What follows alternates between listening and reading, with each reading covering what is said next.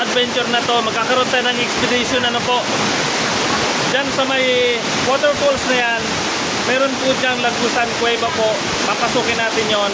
Ang lusot niyan, titingnan natin kung saan tayo abot, ano po, kung ano yung nilalaman niyan sa loob.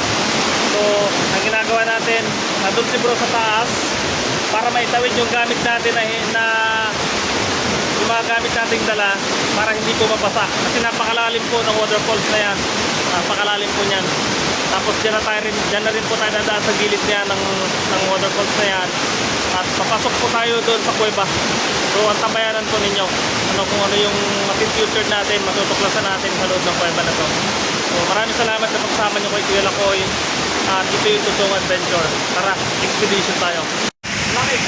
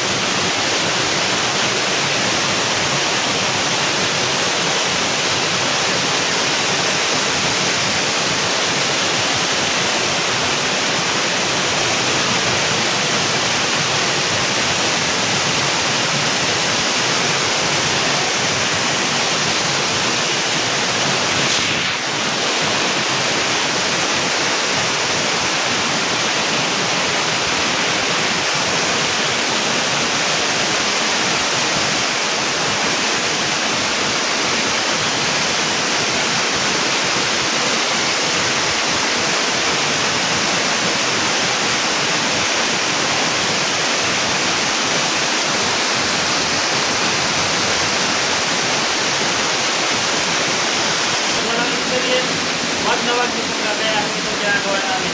Napakahirap po ito.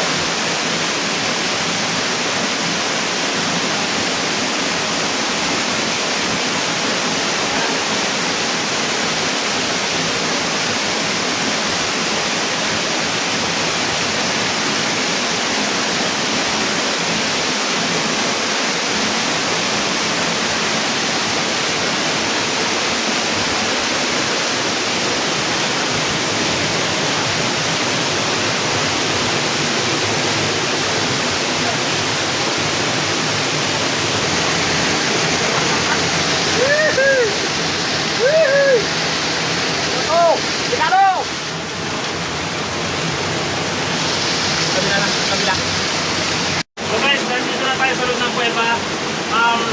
Medyo maliit lang itong bibig ng kuweba, pero ang dami-daming tubig na umalabot dito, pati dito sa kapmahan namin. Ang daming tubig o.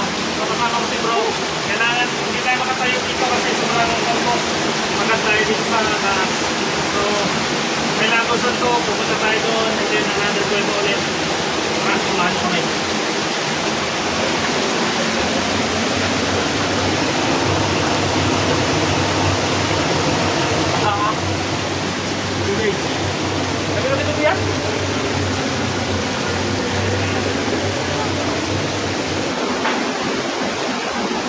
Ano yun? Merong layang-layang, merong nandiyan pa sila. So may mga ilang paniki pa rin dito. Paniki lang yung layang. Paniki.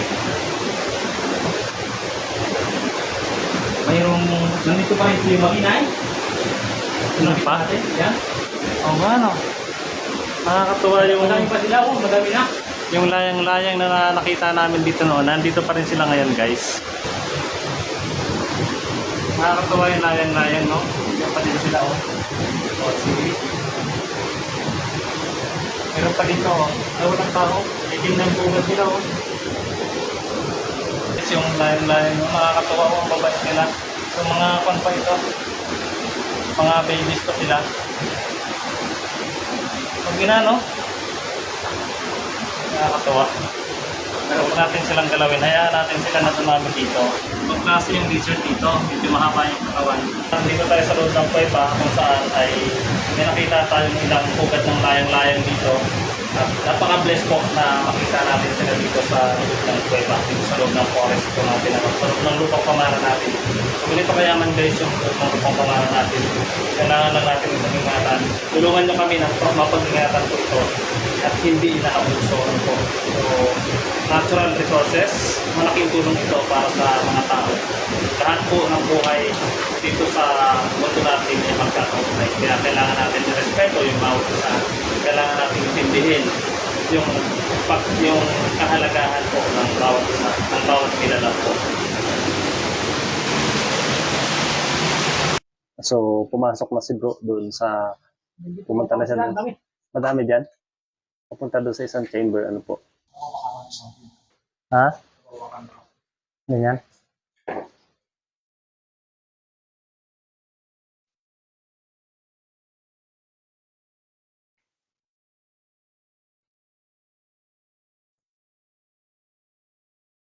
Akin na yung flashlight. Dito ko yung ilawan.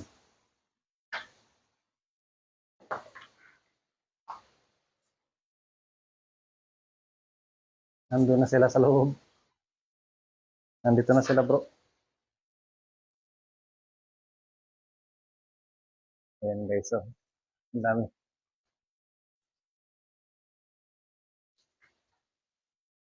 So bro, oh.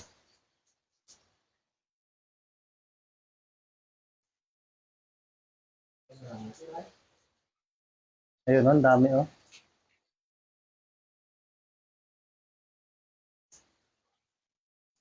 So,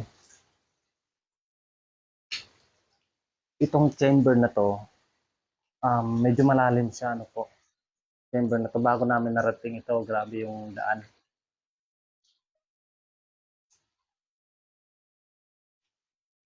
Ayan. Dito bro. Ayan sila oh, ang dami nila oh.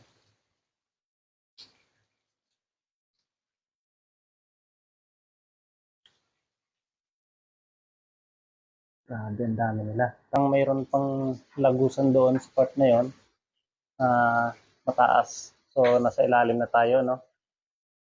Ayan. So, itong kuwebang ito, tirahan po sila ng mga paniki. Meron pang isang lagusan doon sa part na yon, kaya lang medyo delikado kasi sobrang kipot po. Mahirap na, hindi tayo masyadong expert pagdating dito sa mga ganitong expedition. Ayun, meron ding lagusan din doon at may mga paniki na nagmumula din doon po. Kapag may paniki yung kuweba, isang indikasyon po yan na yung kuweba ay hindi po siya mapanganib. Mula siyang mababangis na hayop kasi naninirahan dito yung mga paniki. Ang daming lagusan pero sobrang kikipot. Hindi natin alam kung ano yung nasa loob niyan. Baka another chamber yung nasa loob niyan pero baka maligaw po tayo eh. Itong part na to, kita nyo guys, ito yung natural form na hinuhulma po siya ng matagal na panahon ng natural na formation. Ano po? Bato po yan yung nakikita ninyo. Kita nyo. Iba't iba yung formation niya. So, ang ganda-gandang tignan. Ito yung isang uri ng bato na hinuhulma ng mga tubig mula doon sa katas ng mga punong kahoy sa itaas po. So, nakakonekta yung healthy ng forest natin dito sa ilalim ng mga kuweba na ganito para maghulma ng mga struktura dito sa ilalim. Ano po. So yung ibang mga kuweba po, mga naglalaki ang kuweba, super matured na yung mga ganito nila. Ang kikinis, ang puputi, at ang gaganda ng mga forma. Pero dito sa nakita natin dito, bago pa lang siya nagpo-form. Pero itong bago na to, ay napakatagal ng panahon na ito na bago ito naging ganito. Huwag natin siyang hihipuin kasi yung ating mga kapalad ay meron itong mga langis. Kapag nalagyan kasi ng langis yung kanilang formation, ay mag-i-stop yung kanilang pagtubo, yung kanilang growth. Itong ceiling ng kuweba na to, may mga tumutubo siya na maliliit, may mga growth na maliliit. So yan po yung mga sign na magkakaroon na siya ng stalactite.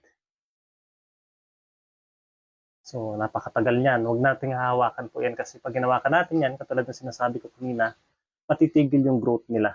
So guys, kita niyo no, meron din siya ditong maliit na waterfalls. Grabe ang lamig oh.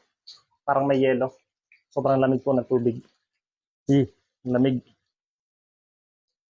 So palabas na tayo ng cave ngayon at ito na yung bungad. Kanina nandito yung mga paniki oh. Dito sila nakahapon kanina sa part na to. Pero ngayon nasa ibang chamber na sila ngayon. Mula po dito sa bunganga ng kuweba, ako po ang inyong lingkod, si Kuya Lakoy, ang Mangyanang Mindoro, proud katutubo po. Kaway.